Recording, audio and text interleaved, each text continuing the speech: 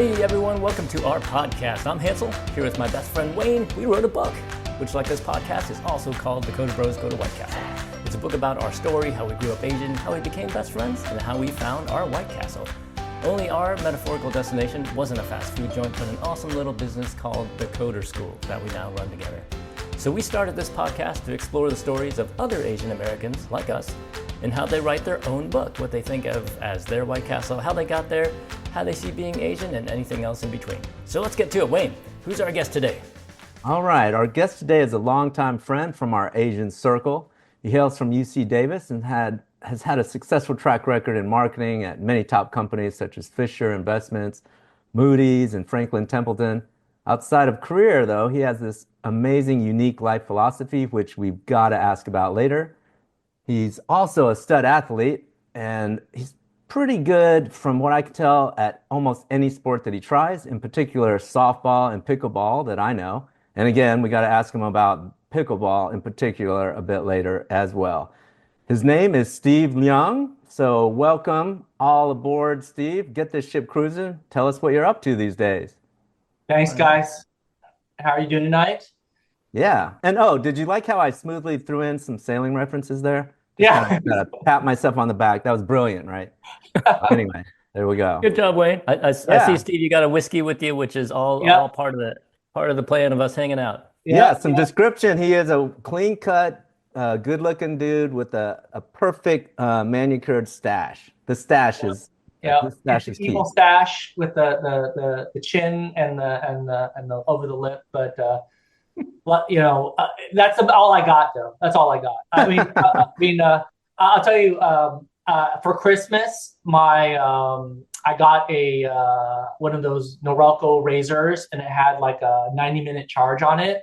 That lasted like 4 months, basically. That 90-minute charge. That's all you need to know.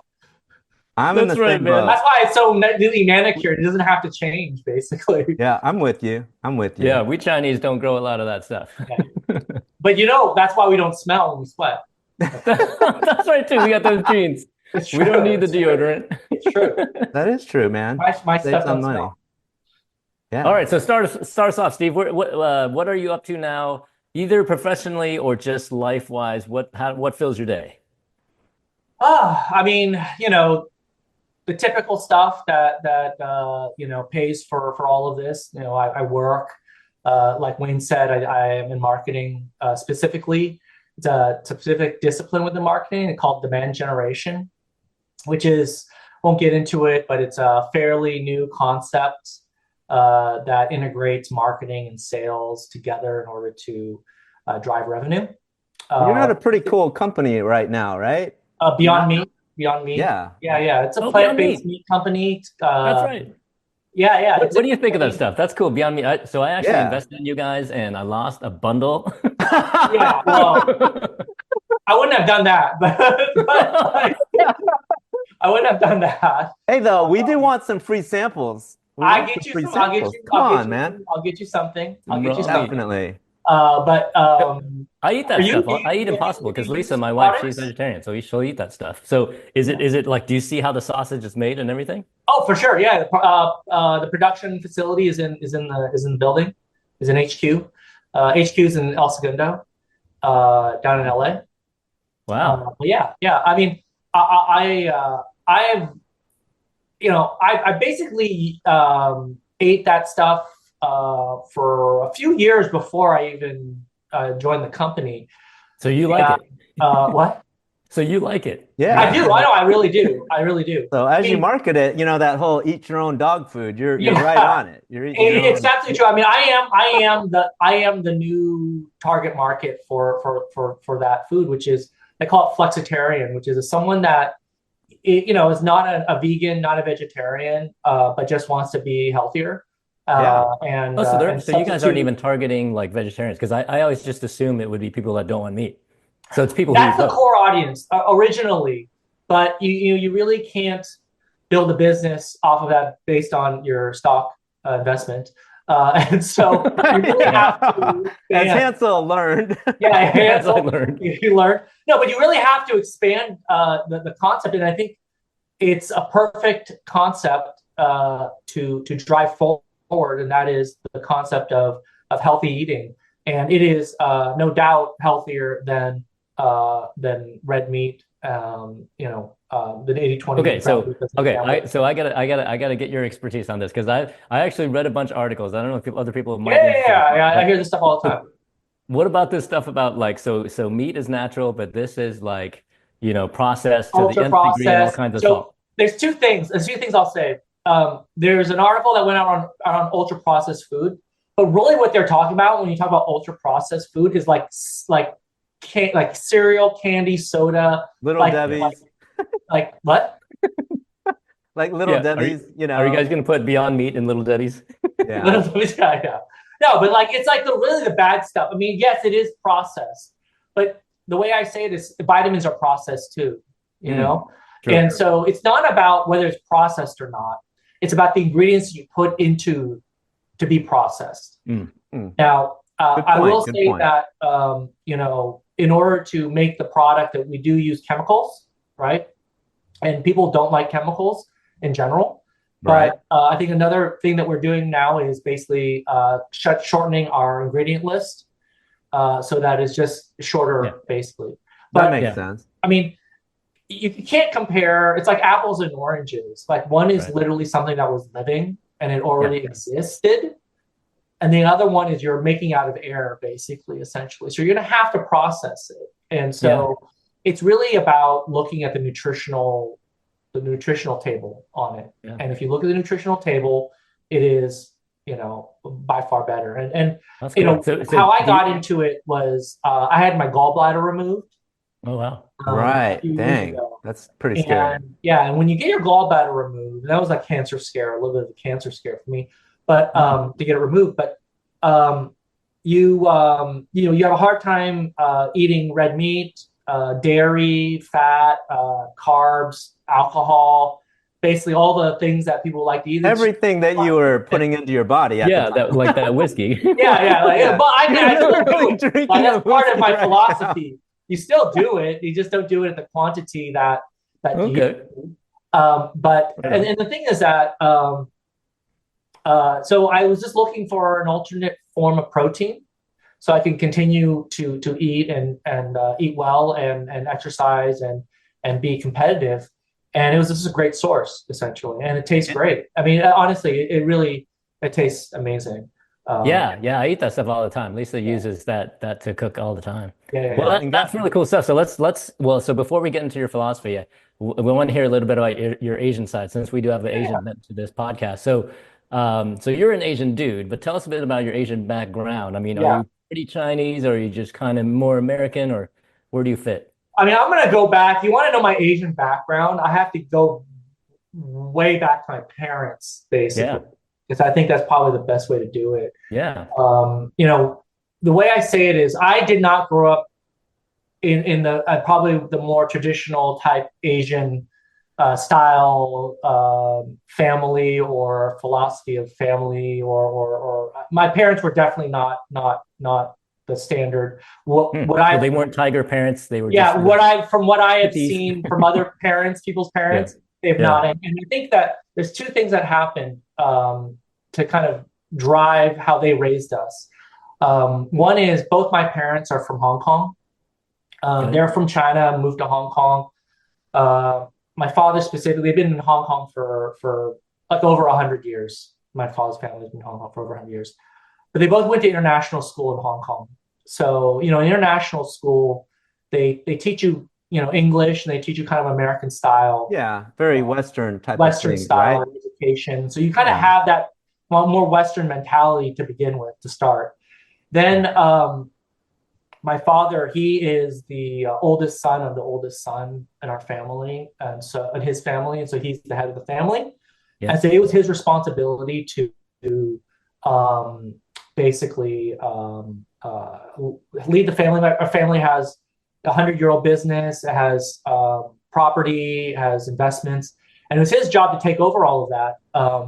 And the other interesting thing is, he was the first person in his family ever to have a college education. It's just because they didn't need to; they were so rich.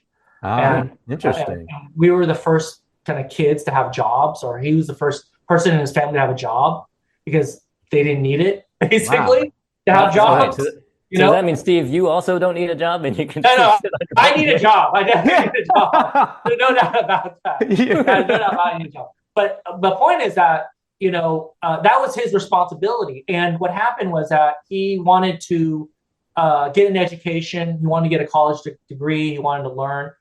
And the deal was that he went to McGill College in Canada, in Montreal, for his undergraduate. And the deal was, okay, we'll let you do that if you then come back and take over the business and take over the business. Yeah, wow. And he was like, I don't want to do it. I want to live my life. I don't want to be obligated to this. There's other people that can do it. I don't want to do it. And so he also got into a PhD program at MIT.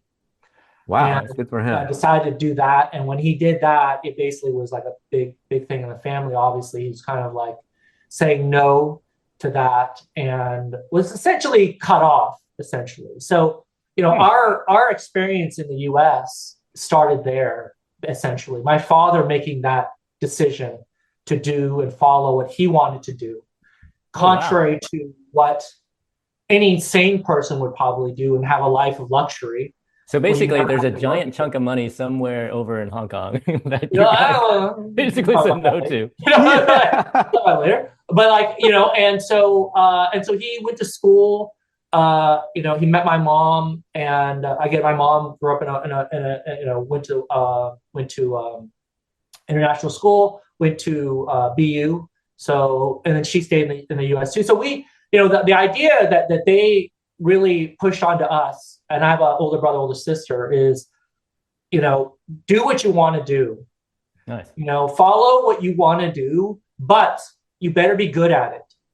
Because so they never cracked the whip on, you got to play piano, you got to be a doctor. Yeah, piano. But if you decide to be a doctor, you better be a damn good doctor. If you decide to do this, you better go in all in on it. Like don't F around. Yeah. But they didn't care. Like if you wanted to be a garbage man, they would just say, be a damn good garbage man. My mom to this day says you should be a garbage man. You should just be a garbage man. Yeah. Like practically speaking, you make a lot of money. You get your pension. Then you can do what you want to do with your free time, basically. Yeah. So they never did. They basically said, do what you are good at. Find out what you're good at, and then just pursue that. And it doesn't matter what that is. And part of what you're good at is what you're interested in. Yeah. And if you're not interested in being an engineer or a doctor, you're either going to be you might be smart enough to be a doctor, but you're going to be an unhappy doctor, right? And all these things. And so that's really how we were raised, essentially. And so, when we talk about my background as an Asian person, two things. One is we were raised to basically just be disciplined, be good at what you do, but what you do is up to you. It's interesting as I started, thinking about when I was a kid, the way I was also raised is, again, if I'm going to do something, you do it. And so I remember, when they would say, oh, do you want to, like, I would say like, oh, I want to play tennis. And they would say, okay, do you really want to play tennis? Or do you just want to like screw around and play tennis? And then they go, if you want to screw around and play tennis, go play tennis. But if you really want to play tennis, we'll get you a coach. We'll support you. We'll give you all or none. Yeah. But you got to commit to it. And if you don't want to commit to it, then don't do it. And then don't waste our time.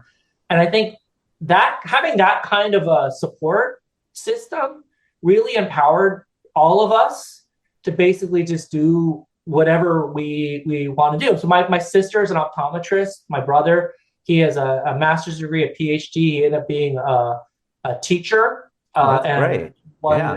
He was a special ed teacher, won Teacher of the Year at his school. My sister runs her successful business. I think we're all successful in what we're doing. And I think part of the fact is we were both given the opportunity to do that, and we were given the support.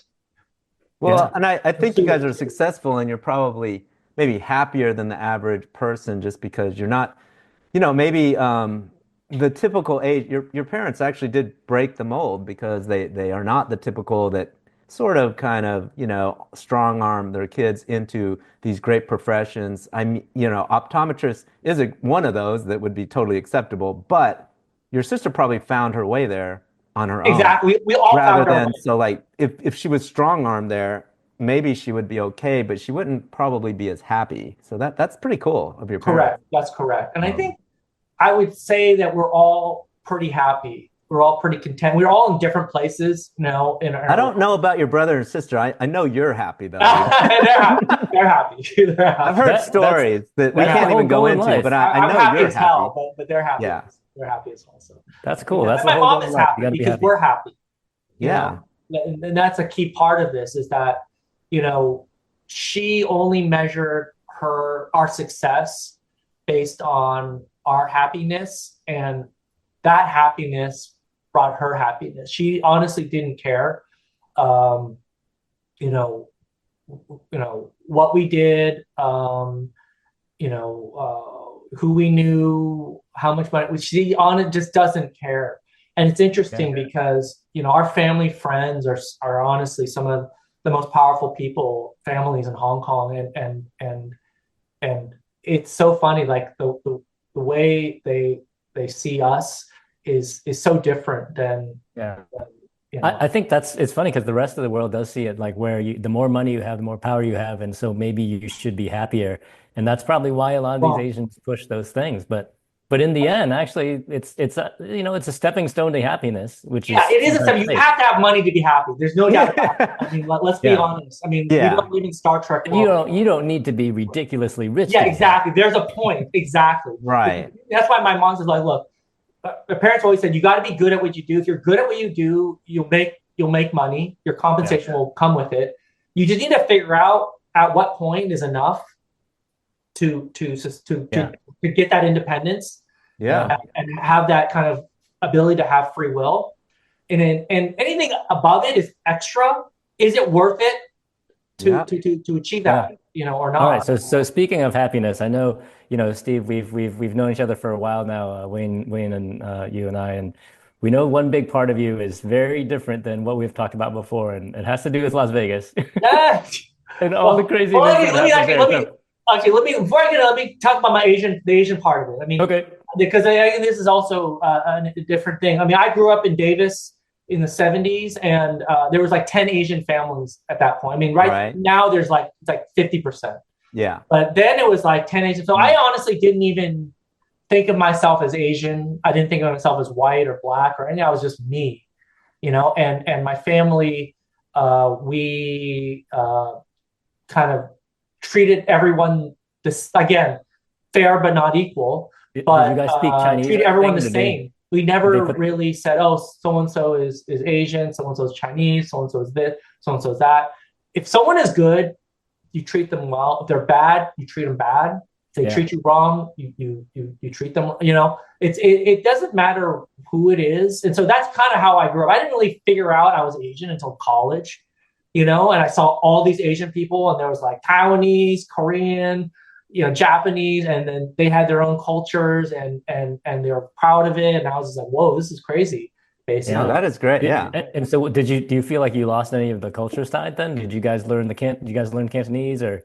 Yeah, I mean, we grew up speaking Cantonese. Okay. I was going to We Hong kept Kong every summer, and the problem is that I never really used it when I got home, and so I have like a third grader's vocabulary. I can understand it decently enough, but I really honestly can't even. I'm so bad at languages. So bad at languages. But you went back enough to know like what a hongbao is and what. Oh yeah, I can speak. That's all you. I'll tell you how bad I'm at languages. Like I remember this girl, a friend of mine. She was trying to teach me Cantonese, right? And it just like when they say when you speak another language, you have to think in the other language, basically. I just can't do that. I'm thinking in English, and I remember she was like, she got so frustrated. She goes, "Okay, look, if you can, I'm going to tell you a simple sentence. It was like, what time is dinner? Something like so basic, right? Right. And she goes, if you can get this right, I'll sleep with you. And I said, okay, Tom. Okay. And so she told me, and I couldn't do it. You couldn't do it. I couldn't even do that. On the table. You didn't have internet back then? What? You didn't have internet? ChatGPT didn't exist. Didn't exist, right? Yeah, for the listeners, Google Translate didn't exist. I just slapped my forehead. She goes, I'm going to tell it to you, and then you have to repeat it to me.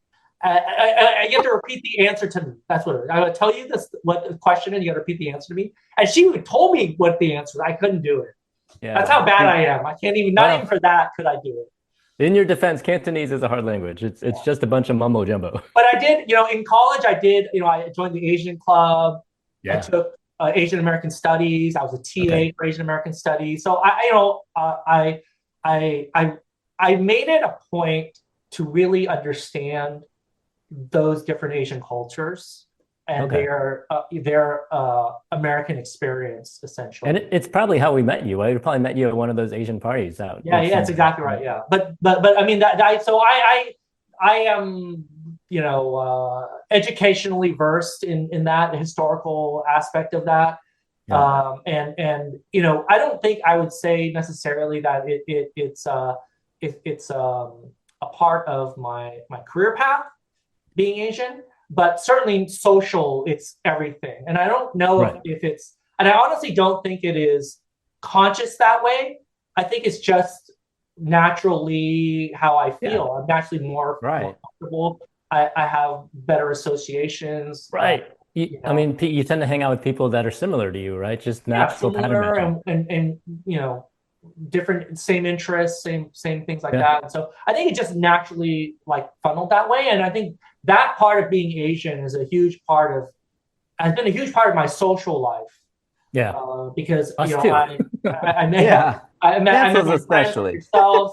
I have some business partners that I met through that, for just Asian parties and social scene and things like that. Yeah. All right. So I'm gonna Las Vegas. I'm gonna throw out a Cantonese word, and then you start telling stories about this. So what does Lassi Wegasi mean? Lassi Wegasi. Okay, I have no idea. You're gonna make me sleep with Wayne if if you get this, Hansel will sleep with you. Oh, okay. Okay. All right. Let me hear it again. Come on, you can do it. Okay, we talked about it already. Lassi Wegasi. Las Vegas. I never even heard that word before. Really? Maybe I'm making that up. I can't answer something I never heard. I told you I'm a third grader's vocabulary. Third graders know how to go to Vegas. All right, let's combine that. So Chinese people love to gamble. I don't know if you're a big gambler. I know you're a big Vegas guy. Tell us how you got into that whole Vegas scene, and then tell us some of those stories. That's more important. I mean, I would say again, it's along those lines of especially in the Bay Area, socially I met you guys, and the Bay Area Asian social scene is actually pretty small. I think there's a lot of people in it, obviously, but there's very few people that everyone knows. And I think I was lucky enough to kind of fall into that circle. And so essentially, I met my one friend who was a big part of my Vegas experience through badminton, the most Asian of all sports, essentially. Oh, yeah, indeed. Basically, I played badminton in high school. I played in college. Collegiate badminton. Badminton. Yeah. Mm-hmm. Yeah, I won Cal State championship. Holy cow! What the heck? And so we just happened to I'll leave all names out of this, but we happened to both live in the peninsula. He lives in San Mateo, I live in Palm City, but we met playing badminton. And I've gone to Vegas before. The answer is I don't gamble at all. But I do go to the clubs and other clubs, basically. The normal. There's two paths that I go. Essentially, it's either I go what I call all night, which is I fly in the afternoon, and then I don't take any luggage with me. I just wear what I'm wearing, and I just go all night long. and then I take the first flight out essentially. And how old are we talking? Like how old are you when you do this? 30, 40, something like that. 30, 40, okay. All right, 30 to 30s, 40. 30s Okay, and that's 40s. that's a Yeah. prime age. That's Yeah, a, 30 is your prime age. 30, that's doable. 35 to 45 doable. is prime. That's prime. Wait, now, and this is just, you're talking about a commercial flight. Commercial flight this time. Okay. So this is like a normal, I'm gonna go party in Vegas, take the I'm just United gonna go Airlines flight overnight home. because I don't gamble. So like It's like just straight to clubbing. straight to dinner, club, and then clubs are open all night, and then just leave, and then smell like smoke and perfume and so forth on the Okay. flight back. But I also got lucky enough. My friend he works for a casino, so I was lucky enough to also go with him. And So this is the badminton guy. He this also is the works at the badminton casino. guy. Yeah. Okay. So the two paths are either I go overnight, basically on my own, Yeah. or I would go with him. And sometimes I'm lucky enough to basically catch a ride with him and one of his clients. He's a casino host. I don't know if you know what that is, but Describe it a little bit. Yeah, I think don't know how to describe exactly it. what it is. essentially the concierge for people that gamble quite a bit, and Big he whales. only deals The with whales, that's right. whales, There you go, yeah. Hansel. Hansel knows the yeah, terminology. he only deals with whales. So some of his clients they'll bet $1 million a day. Whew. One of his clients lost like $14 million. Oh my God. And he's like, I don't care. I'm coming back to win it back. Yeah, I'm gonna win it back. Yeah, and so he'll fly his clients out on a private jet out of the Bay Area, and so sometimes I'll be able to catch a ride with them. That's insane. All right, so tell us one of the stories where you caught a ride and it was some crazy guest that maybe you know or we know or something. And No, this is a funny just roll thing. up? You will not. These are true wealthy people. The people, they're like- true wealthy people, are the people you they're not don't. famous. They like this guy. One guy like imports rice. Oh, right, I see. Or Yeah, this so they're other not like person celebrities. incense. Yeah. Okay. Yeah. Okay. You know what I'm saying? But Like those are the real money makers. I mean, yeah, Elon Musk is a billionaire, but like, Right. it's always these like, or like, the person that, invented like the paperclip or the barcode. Like those are the real rich, the people that I are like, love it. that's like really the basic stuff. And so, Now, are any of them good looking, or are they all like just total dorks with like no? no, they're just wild kind of older. thing? They're older people, older They're all Chinese. older. Okay. Yeah, And then meanwhile, do you pull up in your cowboy hat and your rhinestone jacket and you're ready to party? nah, or- nah, No, all leather chaps, the all leather butt exposing chaps. chaps. Huh? Your all leather butt exposing Yeah, chaps. you gotta be Yeah. on the plane. You gotta be respectful. I'm representing my friend. Right. That makes But sense. I become friends with some of them. I've seen them enough that I've become friends with some of his clients. I remember one time, we were eating lunch on the plane. And it's like if you've never been on a private jet, again, I say this. You never will want to ever go on a commercial flight again, because essentially you can just board the plane and they just take off whenever you want to take off, like whenever you're ready. You step on the plane and there's no security check. I mean, I guess they figure if you want to blow yourself up, like you can blow yourself up on the plane. But like you fly there and then we land. Limousine picks us up at the tarmac. So wait, so before you land, so you're on the plane. Is Yeah, it like so- is it like a buffet? Is it Yeah, like exactly. Yeah. So women's dance? there's lunch served. Like, And so sometimes I'll basically use Johnny Blue instead of soy sauce for my bok choy, essentially. okay, and Johnny Blue, explain to people what is Johnny Blue. Johnny Walker Blue is a whiskey, basically. So obviously they have really nice whiskey, and I was just like, when I was at the time, I was like, look, like why not? Like anyone can use soy sauce. Today, again, because I just decided I want to, I'm just going to use Johnny Blue. It was horrible. If you follow me on Instagram, I think there's a picture of me doing it on Instagram. If you follow me on Instagram, you can see it, essentially. Bok choy and Johnny Blue. That's going to be the Bok new choy thing. and Johnny Blue is the new thing. That's being ahead of the curve. That is being ahead of the curve. But Way you, ahead. Maybe the next big thing. you said it tasted pretty terrible, though. It was horrible. It was absolutely. You only do it just because you can do it. Yeah, you do it to be cool. because you can't. No, that'd be cool just to do it. Right, right. Okay, your so that's the parents. plane, and then you land, and then what happens? Yeah, I mean, they pick you up, they take you to the hotel, and then like for me, it's just the same thing essentially. But the secret, which you may not know, is the food is very good at Spearmint Rhino. They have very good chicken tenders. Which is burger. It's a I think you need to do the barking way. Yeah, that Popeyes. They have really good fried chicken there. They have good chicken tenders. Popeyes. They have a good Yeah. burger. It's a fried So chicken what joint. do is we would grab dinner, go to the club, and then to get something to eat, we would end up at this establishment called Spearmint Rhino.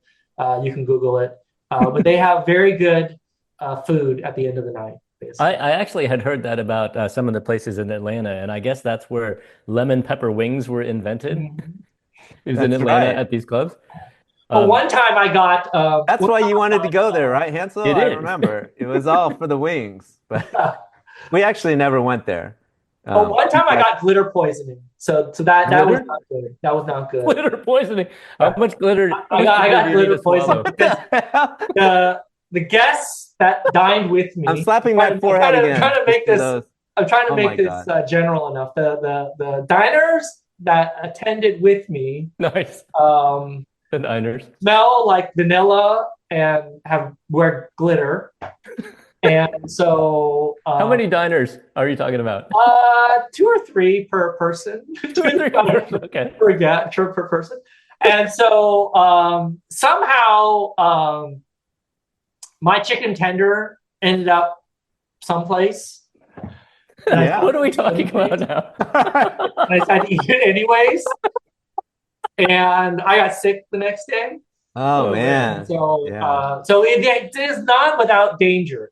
No. That's Not without danger. Physical danger. That is true. But Popeyes it can sounds like be the risk very reward dangerous. is pretty good. Yeah. It's not bad. It's not bad.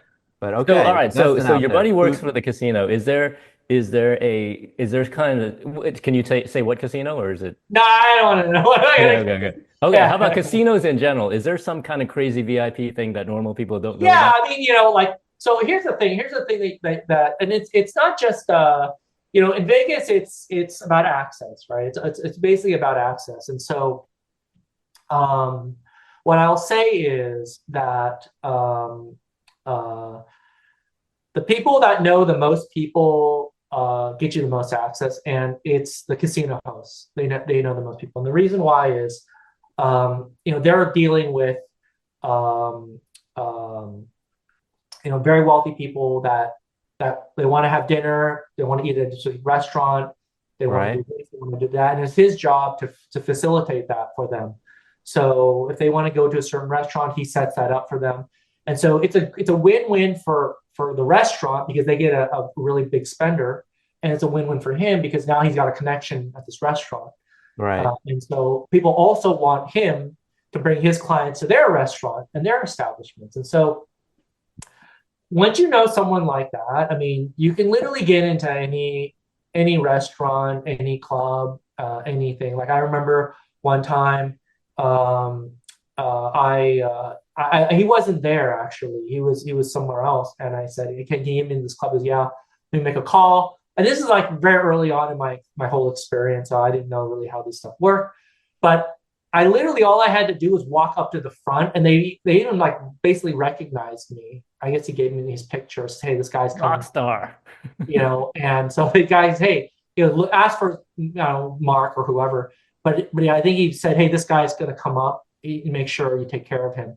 And I just kind of walked up to the front, and then they just kind of flagged me down, and then I just right straight through essentially. Man, for that to happen in Vegas, that's amazing. And, All right, especially- and that's kind of like because I mean, I'm impressed because all Asians look alike. So how? yeah. But the Well, I thing had is, like the Pick you up. evil, I think it's he had your stash. the evil it's your mustache stash, dude. going on. Your stash that made you stand out. I Yeah, think I had the evil mustache. But the Even- thing is yeah. that's another thing that is unreal when you have access. And then he also knows all the front door guys at all the clubs, and so it's literally like I don't know. I mean, I'm blessed, but to know him, and he's a great guy. He's a good friend. He's a great guy.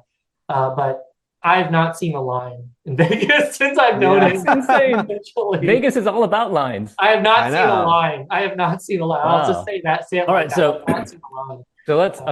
so we're kind of running shorter on time, but do we think you can sum this whole experience up with a good story of something totally unique? Some because you mentioned meeting some football guys and Yeah, I mean, we go into Give me a story. I mean, what's interesting is how I would say what's interesting is how normal everyone is at the end of the day. And so one of the nice things is I would get into like the after parties.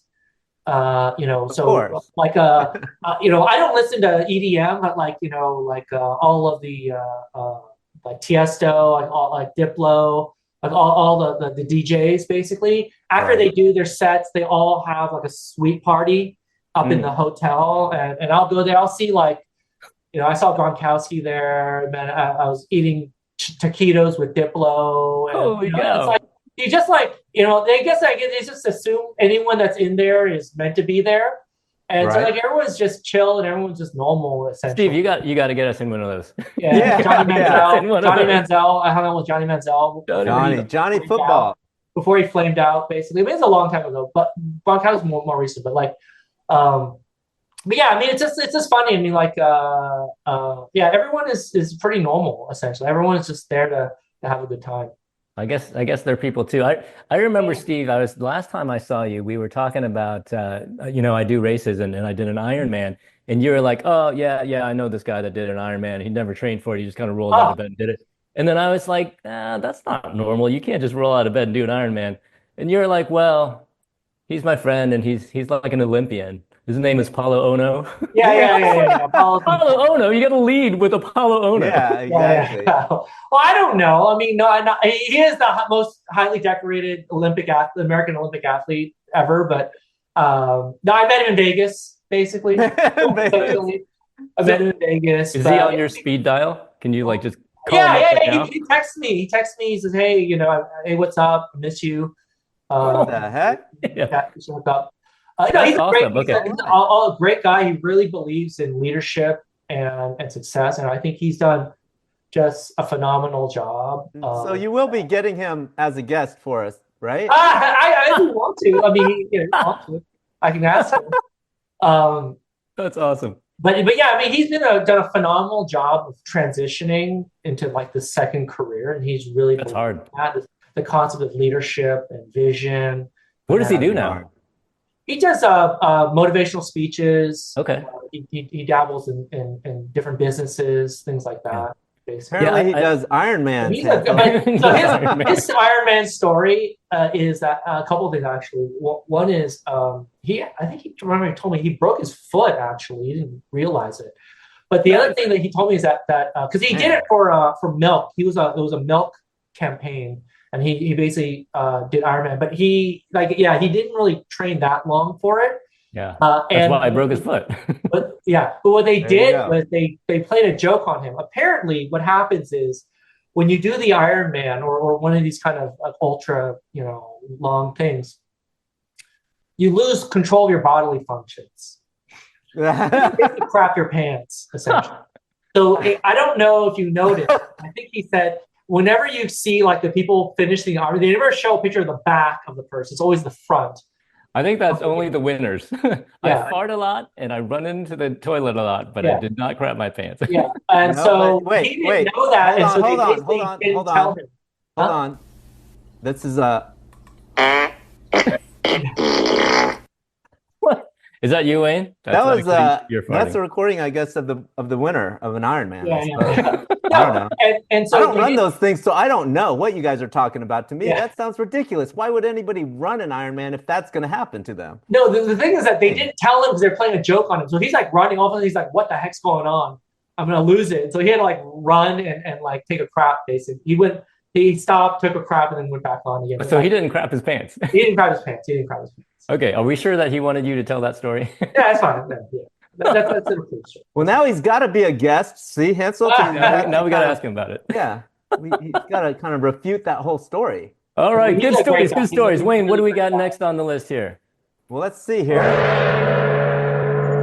So it is time for the How Asian Are You segment of the podcast. Oh, interesting. Hansel's going to reel off a couple of, for you being Hong Kong, everything. It's probably going to be pretty simple for you, that's my guess. But No, it'll kind of help us gauge no. anyway. So we get to Yep. that, and then if you get some right, I think if you get 2 out of the 3 right, you will get a prize, which I can't tell you about till you win it. Until you actually win. Yeah. All I right, don't here know. we I go. mean, I'm not that Hong Kong. Like I actually had I was in Hong Kong one time. I was older, and I was walking down the street, and this casting director wanted me to audition for this commercial. And so What? I was so not Hong Kong that I needed to bring someone with me because I was afraid I would get like in a porno or something. You know what I mean? I was gonna say, are you sure he wasn't just hitting I was on you? afraid I was gonna like get caught into something illegal. And so, but it would end up being like legit. And what happened Wow. funny was that I went to the audition and I was auditioning for 3 commercials. It was like Hong Kong Telephone, Heineken, and it's one other thing I don't remember. And what happened was that they took like headshots of me, and they like, can I put some makeup on you? And I'm like, yeah, sure, why not? I don't know. And so they basically were drawing my eyebrow in, and I was like, oh, that's Right. kind of weird. Like, okay, sure. And so they I did the audition and they will get back to you. And then they called me back a couple of days and they're like, they really like you. They want you for the commercials. The only problem is you have one eyebrow. And I'm like, wait, what? And I forgot, like my eyebrow was ripped off my face from a softball accident, essentially. Oh. And I didn't, and I literally, I took a ball off my face. Oh man. And the seam caught my eyebrow and it like was like hanging, and I grabbed it and I ripped it off my, and I had it in like the palm of my hand, looked like a caterpillar. And I just kind of grew, and I just forgot that I only had one eyebrow. So that's why they were painting it in. that's why they're painting it in. But I would say is that I would have had a Hong Kong action star career if There you go. it wasn't for the guy that made me lose my eyebrow. I'm 100% sure. That's the story, dude. They You wanted could've me been- for the commercials. That was the stepping stone.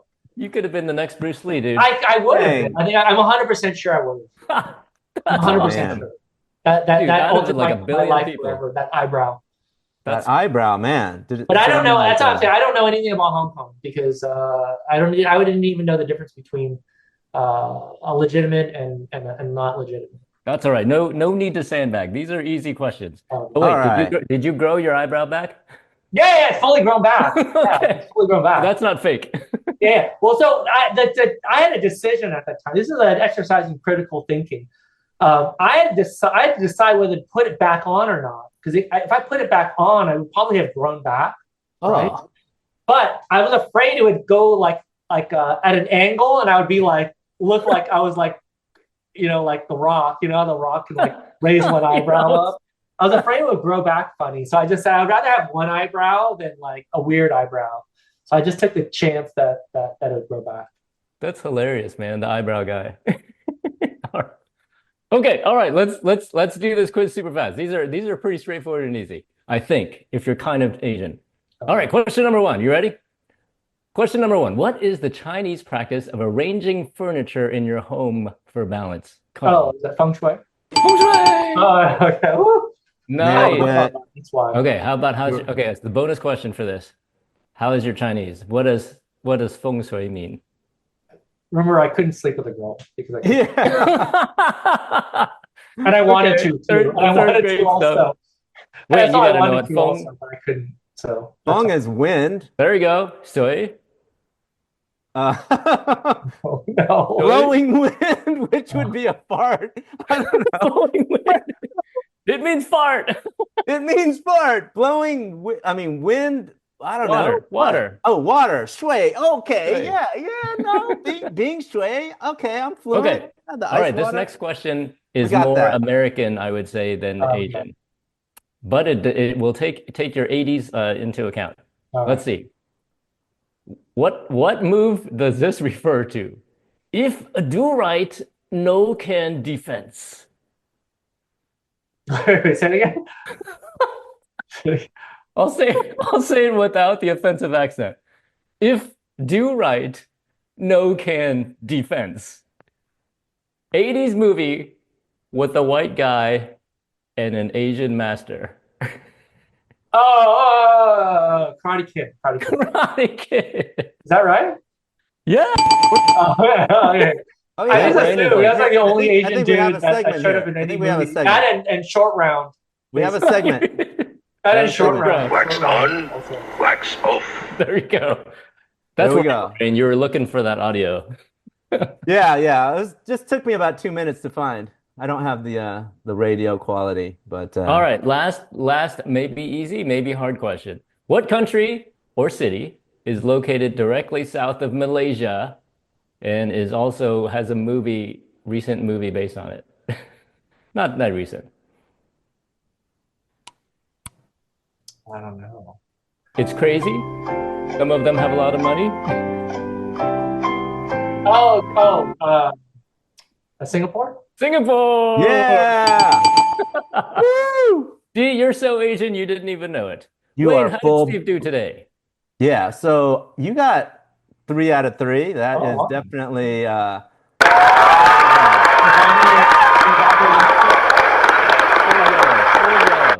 so you. I think you need to buy me a whiskey when we go out.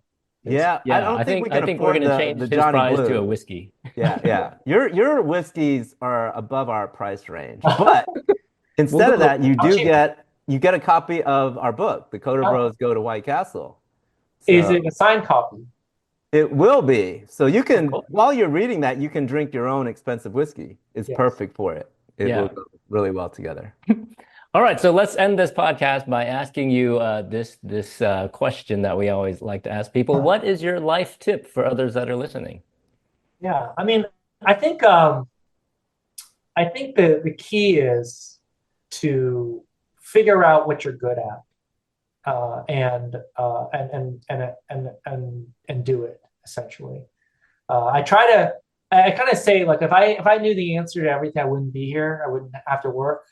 But what I can say is that if you find out what you're good at and you do it, you should the money should come with it, and also more importantly, you should be happy. Basically, I think happiness and finding happiness and being grateful is the most important thing. I think that's one of the keys to happiness. I think find out what you're good at, and we're all good at something. Yeah. And find out what you're either good at or what you like, and go after that. No, I think that's well said. Beautiful sentiment. But I think we all know the truth that your real advice is just to become best friends with a casino host in Vegas. Yeah, exactly. Come on, let's just get real. The other thing sounds good and all, but we know the truth. Yeah. Well, again, we can talk about off camera. All right. We'll get to the R-rated version. It's All right, more important who your friends are than that's the greatest the factor on happiness. I think it's actually true. Actually, who your friends are, that is also absolutely those relationships. That's why Wayne and I are buddies. That's right. And it helps if they're a casino. Yeah, it makes me happy. And it helps if they're a casino. All right, awesome. Well, Steve, hey, thanks so much for your time. I love your stories, man. They're so different from the standard Asian stories we get. But appreciate your time. Thanks for being on the podcast. Next stop, Apolo Ohno. Bring him by. I'll ask him. We're out there. But yeah, thank you, Steve. All right. All right, take care, guys. We are sponsored by none other than the Coder School, a company that teaches kids how to code with over 70 locations all around the country. So if you're interested in getting your kids to code, head online and check us out. Learn to code, change the world. Thanks for listening.